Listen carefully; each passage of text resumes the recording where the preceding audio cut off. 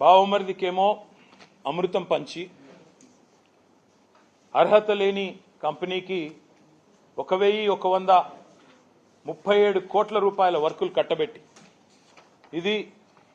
Shodha constructions యొక్క audited report 2020-21 సంవత్సరంలో 3 కోట్ల లాభాల్లో ఉన్న కంపెనీ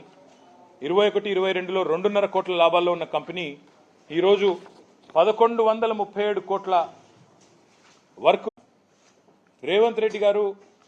మీ బావమరిది గారికేమో అమృతం పంచి వాళ్ళ కొడంగల్ వాసులకు